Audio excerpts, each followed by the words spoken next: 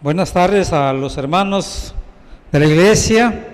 Damos gracias a Dios que nos permite la vida hasta este momento.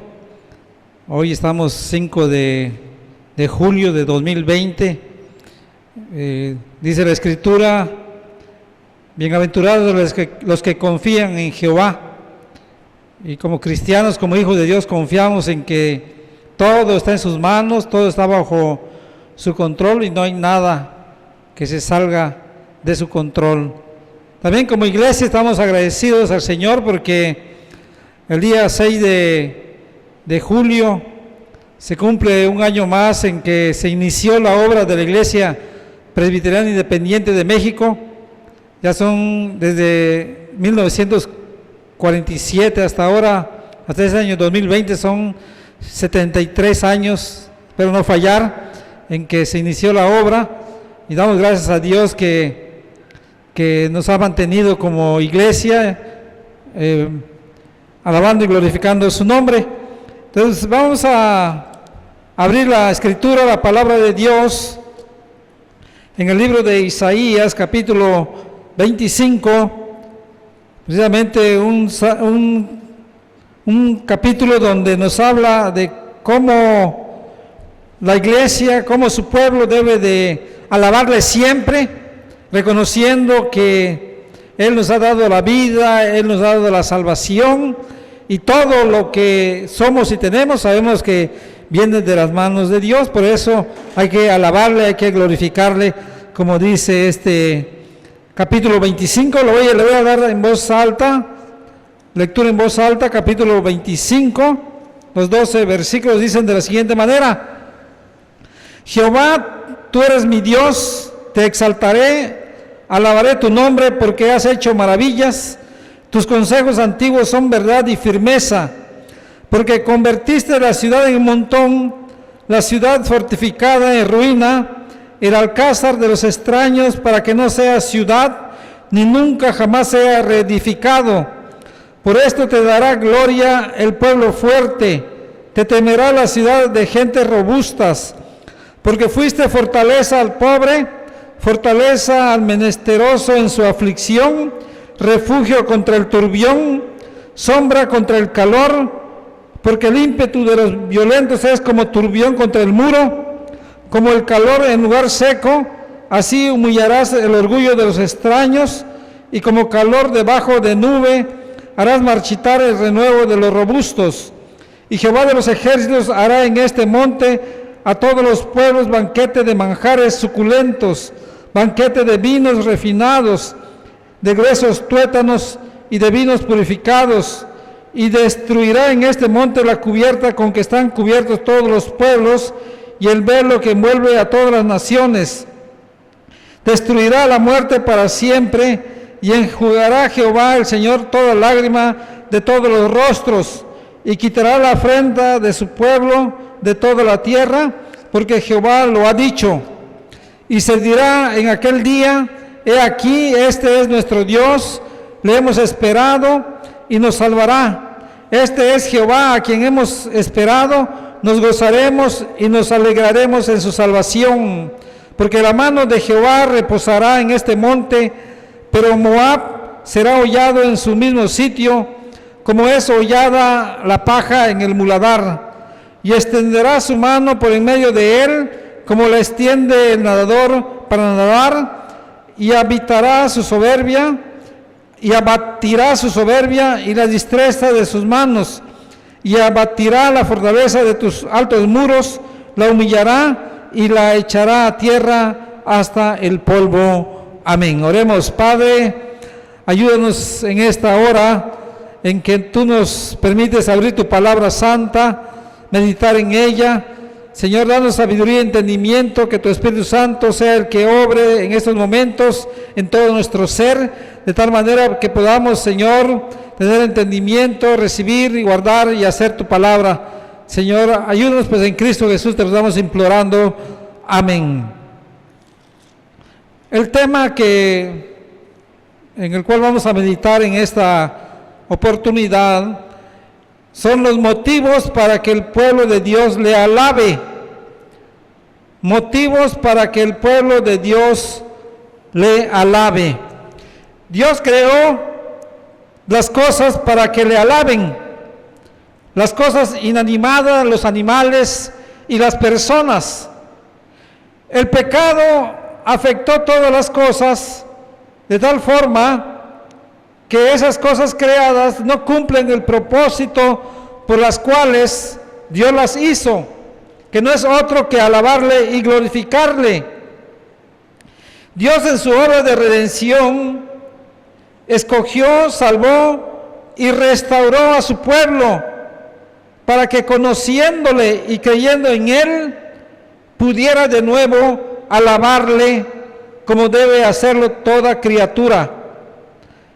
Verdaderamente hay muchos motivos por los cuales su pueblo, su iglesia le alabe.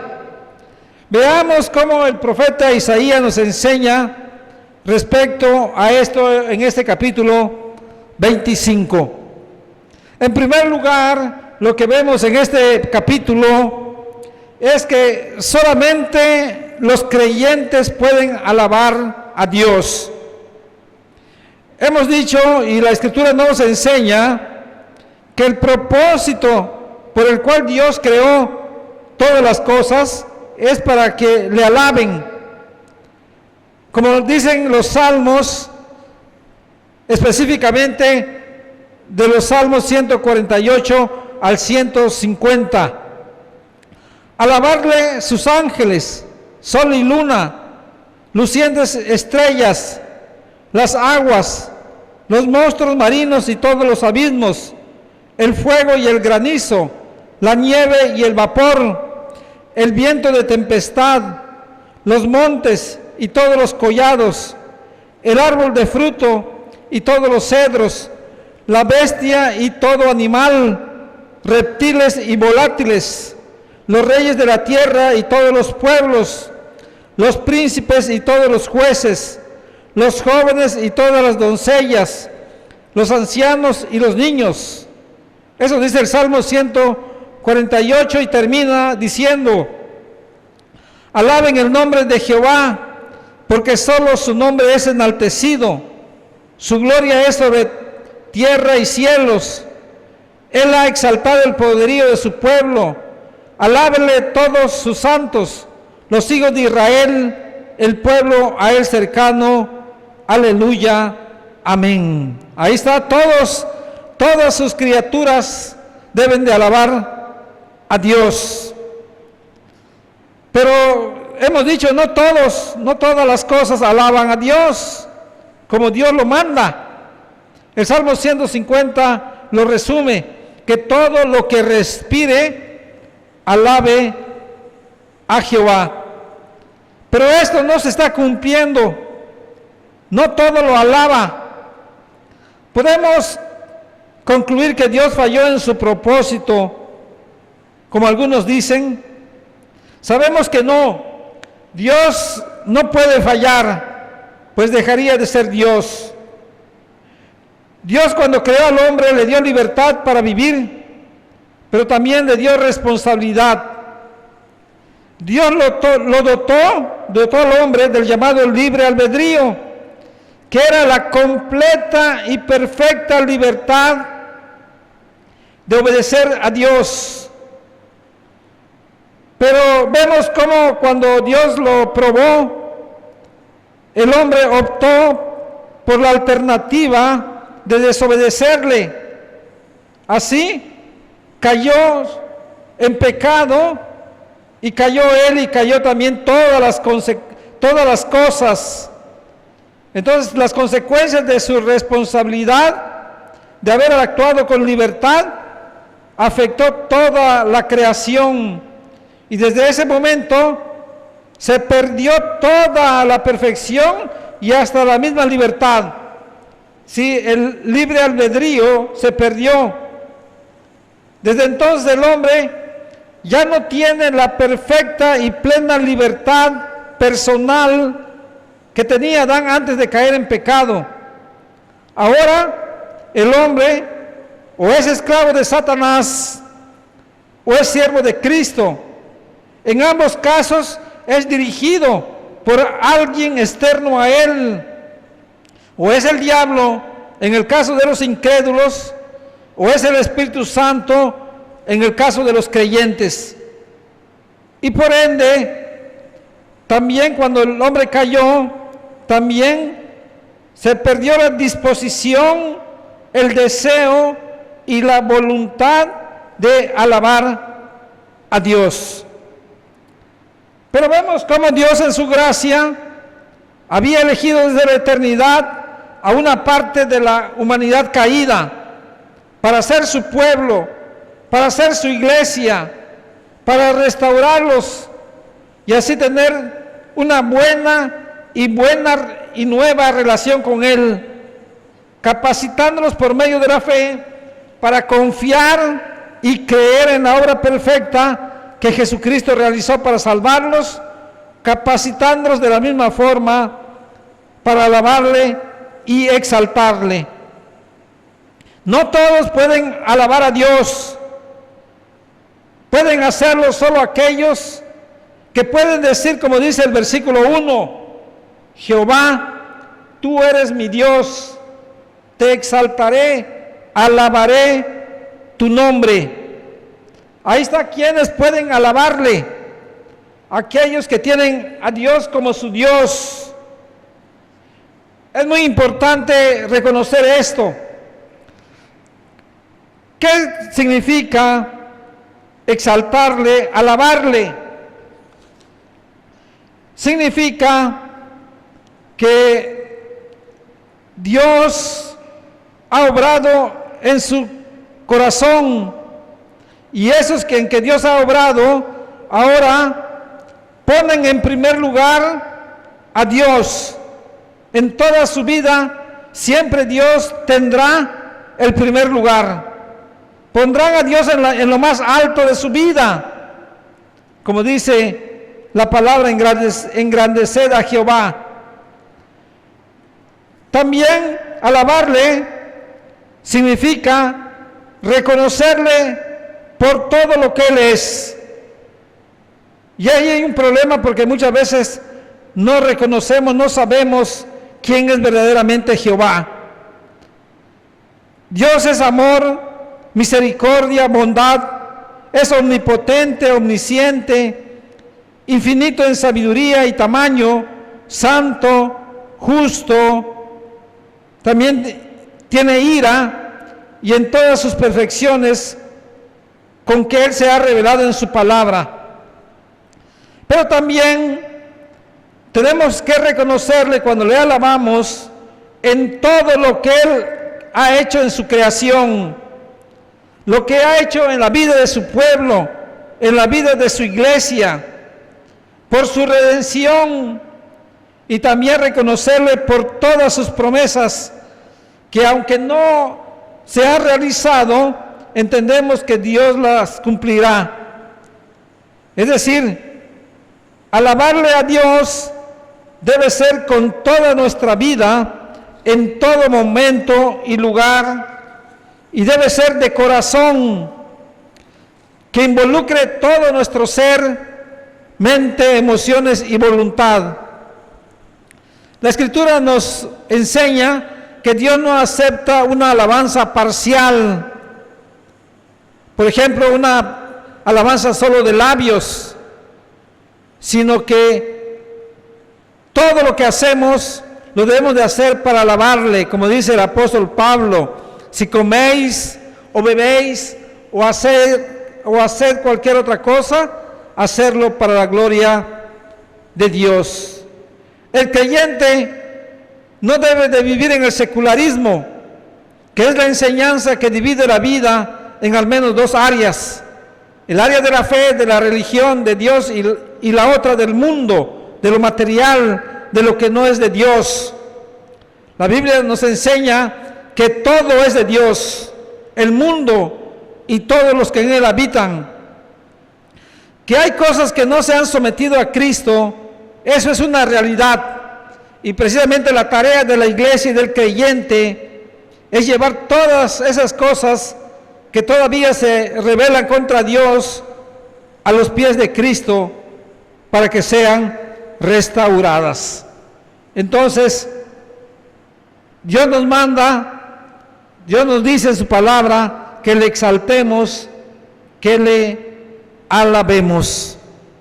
En segundo lugar, el profeta Isaías nos pasa a enseñar los motivos por los cuales su pueblo, sus hijos, deben de alabarle. Dice la parte segunda del versículo 1, porque has hecho maravillas. Ese es un motivo muy grande para que los cristianos, los creyentes, alaben a Dios. ¿Y qué es eso de que Dios ha hecho maravillas? ¿Qué es hacer maravillas?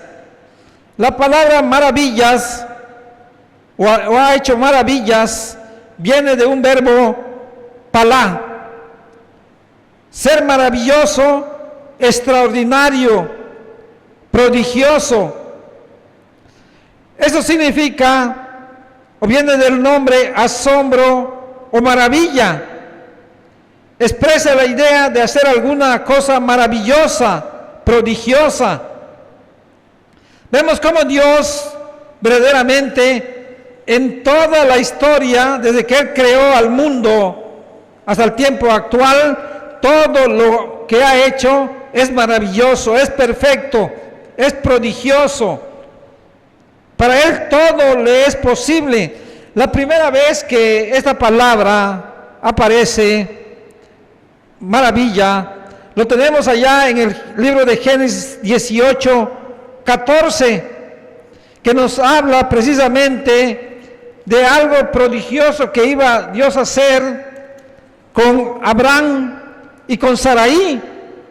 Allá en el capítulo 18:14 dice ahí la escritura: ¿hay para Dios alguna cosa difícil? Al tiempo señalado volveré a ti, y según el tiempo de la vida, Sara tendrá un hijo. Todos sabemos la situación que imperaba en la vida de Abraham y de Sarai. Ellos ya eran grandes, ya eran viejos de edad, físicamente y humanamente era imposible que concibieran. Pero para Dios, como sabemos, no hay nada imposible. Precisamente iba a ser una maravilla, porque Él les asegura que en el tiempo señalado, es decir, 9 meses después, ellos tendrían un hijo. Sara tendría un hijo, dice el versículo 14. Entonces ahí están las maravillas de Dios. Y estamos diciendo que en todo momento Dios ha obrado de esta manera. Vemos cómo cuando el Señor saca a Israel de Egipto, de la esclavitud de Egipto, también Él lo hizo con actos maravillosos. Dice allá el versículo 3:20, pero yo extenderé mi mano y heriré a Egipto con todas mis maravillas que haré en él.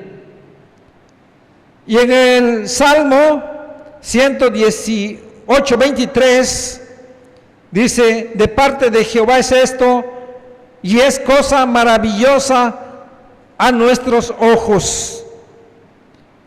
Y un último pasaje que nos habla de esto, más bien que vamos a referirnos, porque la Biblia está lleno de cosas que Dios ha hecho, que son maravillosos. Está en el Salmo 9:1. Salmo 9:1 dice de la siguiente manera: te alabaré, oh Jehová, con todo mi corazón, contaré todas tus maravillas. Ahí está el salmista. ¿Por qué? Dice, le alababa con todo su corazón. Dice, por las maravillas que Dios había hecho en su vida, había hecho en ese tiempo de su vida y también en el pasado. Entonces, ahí también el salmista estaba reconociendo, ¿verdad?, que el pueblo de Dios debe de alabarle por todas las maravillas que Dios ha hecho y que sigue haciendo en su creación. El nombre maravilla significa asombro, viene de la palabra pelé y indica con frecuencia esos actos prodigiosos de Dios, los aspectos extraordinarios del trato de Dios con su pueblo. Todos sabemos la historia del pueblo de Israel, cómo Dios actuó maravillosamente en muchas situaciones en las cuales el pueblo estaba viviendo y ahí el pueblo lo reconocía. También esto es aplicado incluso con nuestro Señor Jesucristo. Cuando ahí el profeta Isaías en el capítulo 9, versículo 6, se refiere al príncipe de paz. Él dice, uno de los títulos que le es asignado a nuestro Señor, en algunas versiones dice, maravilloso consejero. Otros dicen, admirable consejero, o milagro de consejero. Otros dicen, admirable en sus planes. Es decir, que el ungido de Dios también continuará con las grandes obras, con las maravillosas obras de Dios. Entonces, el pueblo, la iglesia, el creyente, debe de reconocer todas las obras que Dios ha hecho y reconocer que verdaderamente son maravillosas. Desde la creación hasta la redención y todas las veces que el Señor ha obrado en su pueblo y en su iglesia y en nuestra vida misma, Dios ha obrado maravillosamente al obrar salvación, al sacarnos de la muerte y traernos a vida eterna como Cristo lo ha hecho. Entonces, una razón, un motivo muy grande por lo cual debemos de, en nuestra vida completa, alabarle a Dios. En la segunda parte, también del versículo 1, nos da otra razón por la cual el profeta dice que alabará y exaltará a Dios.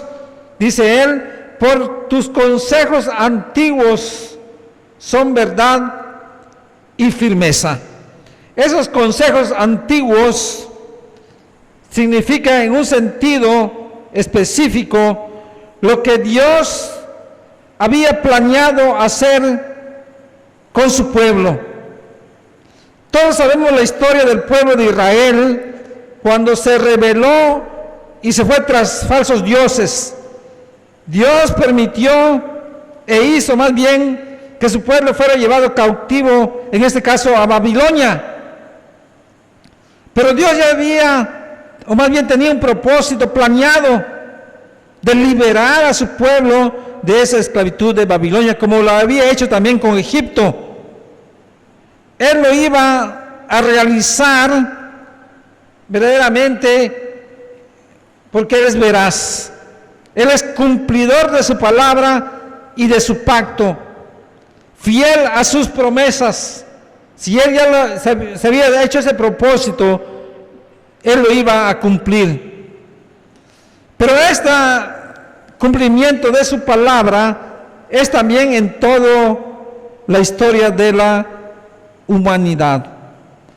De manera general, nosotros también debemos de alabar a Dios por su palabra que Él nos ha proporcionado, por medio de la cual Él ha obrado salvación en la vida de sus escogidos, al llamarles a través del Evangelio poderoso, purificando sus vidas, infundiendo fe por medio de su palabra, sustentándolo también con la palabra de su poder, como dice el libro de Hebreos 1:2, santificando sus vidas en la verdad, Juan 17:17, pero también le alabamos porque confiamos en sus promesas futuras, que obviamente no se han cumplido, pero que sabemos que se cumplirán porque es la palabra de Dios. Conocer, entender y practicar su palabra nos lleva a alabarle, porque sabemos que su palabra es perfecta, es completa, es útil, es veraz para todo lugar y momento.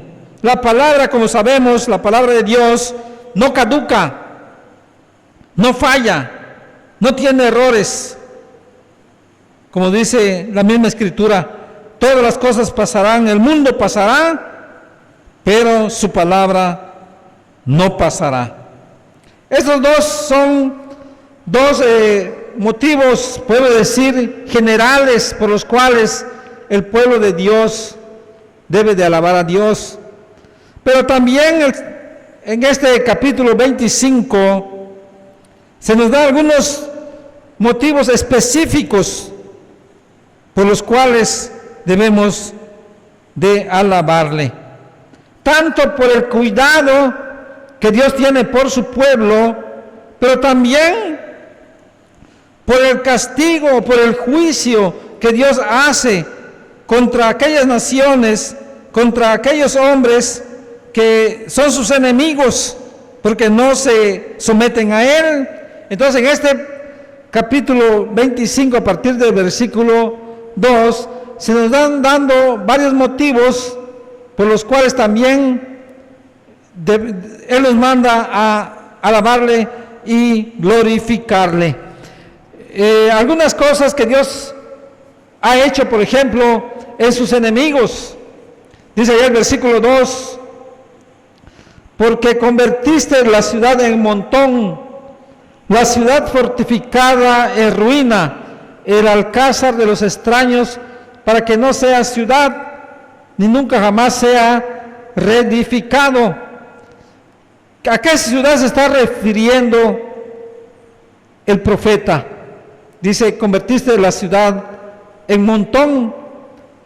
Sabemos que el pueblo, estando allá en Babilonia en ese tiempo estaba en su esplendor.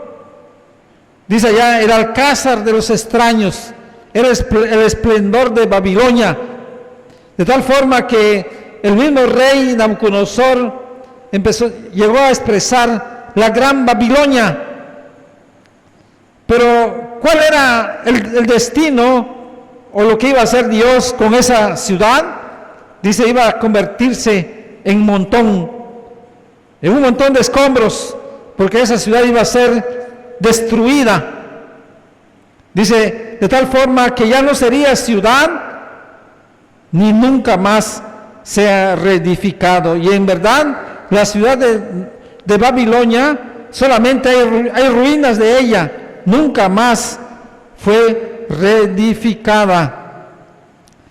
También el Señor nos dice, en el versículo 5, dice, como el calor en lugar seco, así humillarás al orgullo de los extraños, y como calor debajo de nube harás marchitar el renuevo de los robustos. Allá dice que el Señor humillará el orgullo. Y eso sucedió también en ese tiempo, cuando su mismo rey y la misma ciudad de Babilonia se llenaron de orgullo.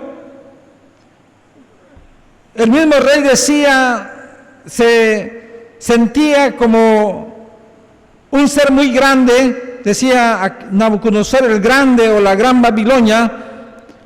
Es decir, él se llenó de orgullo, pensaba que lo que estaba sucediendo era por su propia sabiduría y poder, que el haber vencido al pueblo de Israel, el haberlo llevado cautivo, el haber quemado la ciudad de Jerusalén, era por él mismo y por su ejército.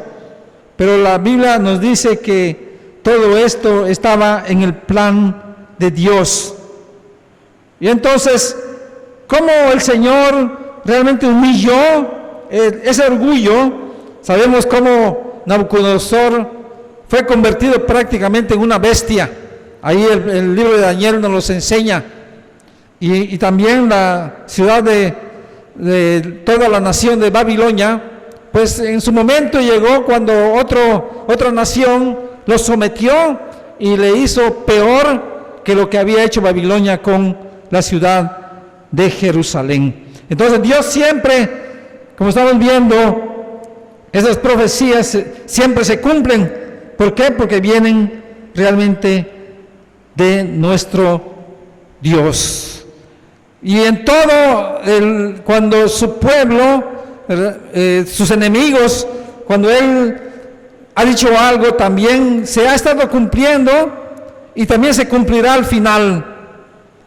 Dice allá en el versículo 10, hablando de Moab, pero Moab será hollado en su mismo sitio, como es hollada la paja en el muladar. Y dice el versículo 11, y abatirá su soberbia y la destreza de sus manos, y abatirá la fortaleza de tus altos muros, la humillará y la echará a tierra hasta el polvo. Es decir, habla de ciudades o naciones rebeldes que no confiaron, que no tuvieron a Dios como su Dios.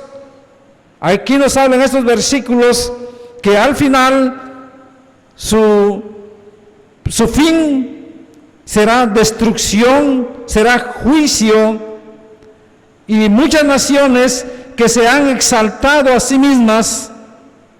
Siempre la palabra de Dios es que todo aquel que se exalta, Dios los va a humillar. Entonces este es también cuando entendemos, sabemos lo que Dios hizo con sus enemigos y también lo hará en el futuro, pues también esto nos debe de llevar a exaltar y alabar su nombre.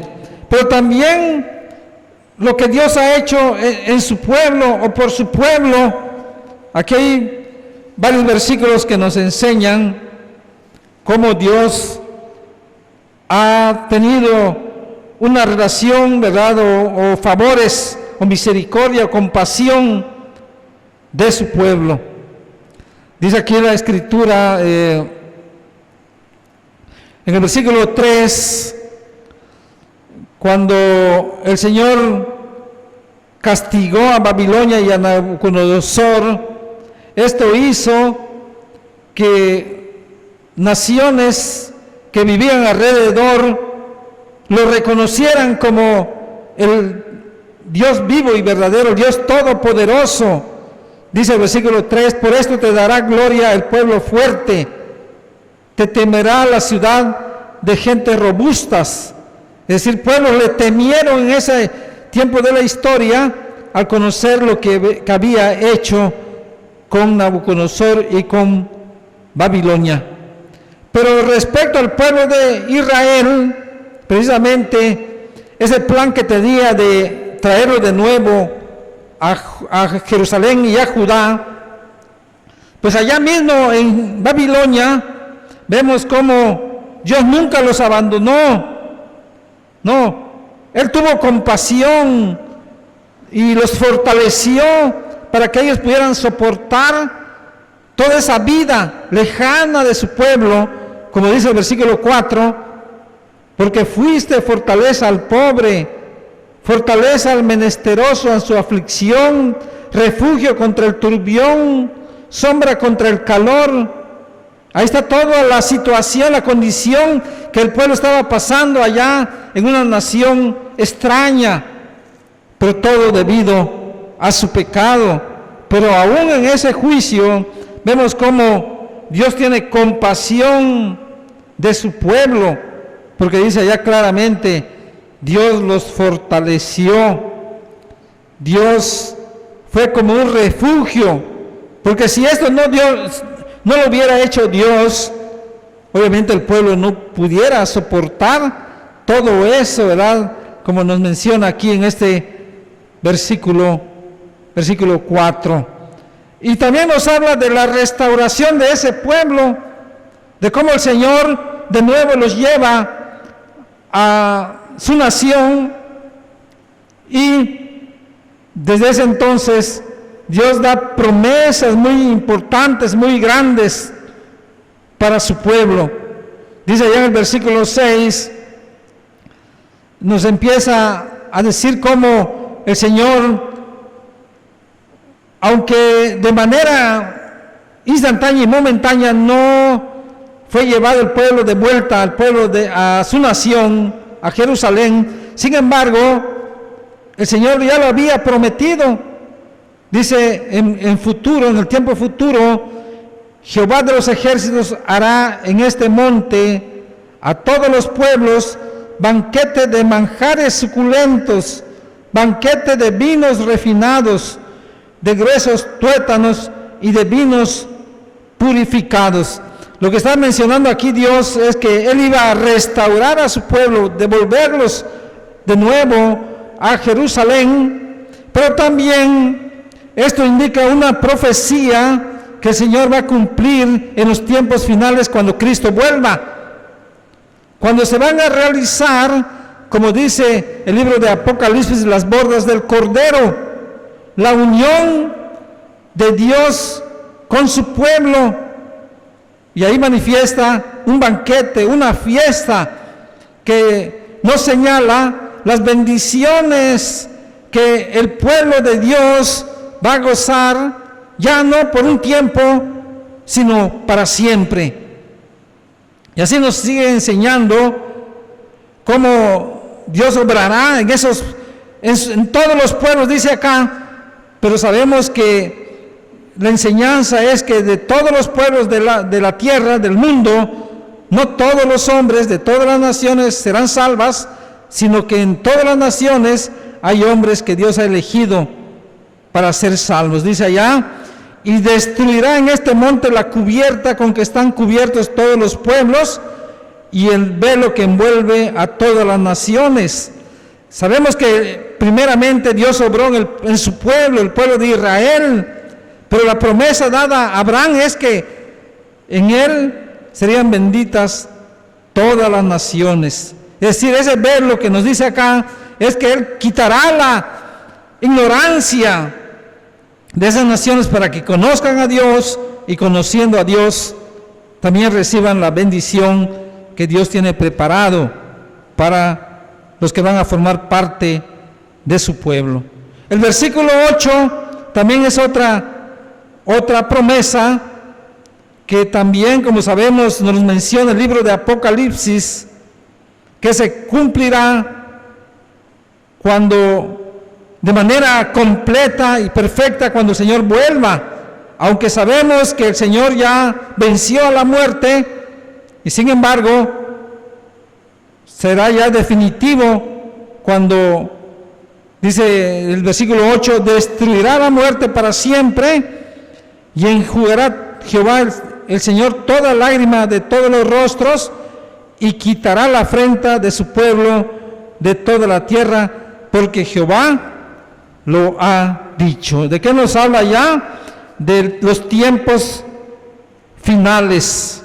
Cuando el Señor vuelva, va a crear cielos nuevos y tierra nueva, donde no habrá pecado, nada inicuo entrará ya. Y por eso dice, ya no habrá, dice el libro de Apocalipsis, no habrá más llanto, más dolor, más muerte. Entonces, son cosas, ¿verdad?, que son profecías que Dios nos da y que se cumplirán y que, como estamos viendo, debe llevarnos también a exaltar el nombre de nuestro Dios. Y algo muy importante también que nos menciona es la salvación que Dios ha provisto para su pueblo, para los escogidos de Él. Dice el versículo 9, y se dirá en aquel día, he aquí es nuestro Dios, he aquí este es nuestro Dios, le hemos esperado y nos salvará.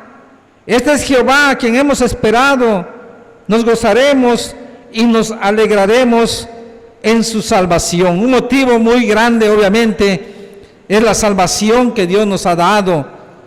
Las promesas que nos dio en el Antiguo Testamento de que vendría Él mismo, el Mesías, para salvarnos, es una realidad que se cumplió cuando Cristo vino. Dice, le hemos esperado, el pueblo de Israel le esperaba.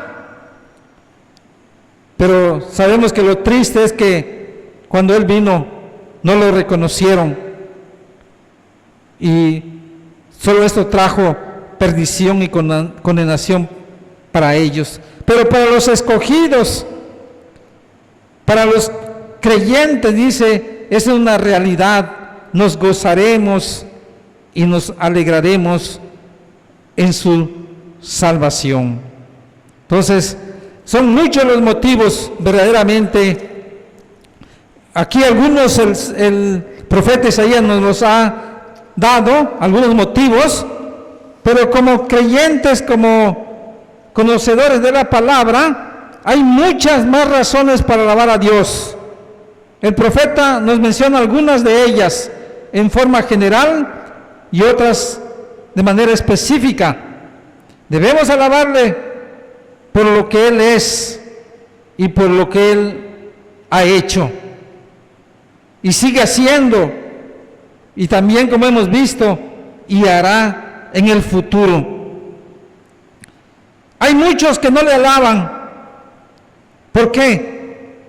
Porque no le conocen quién es y qué ha hecho.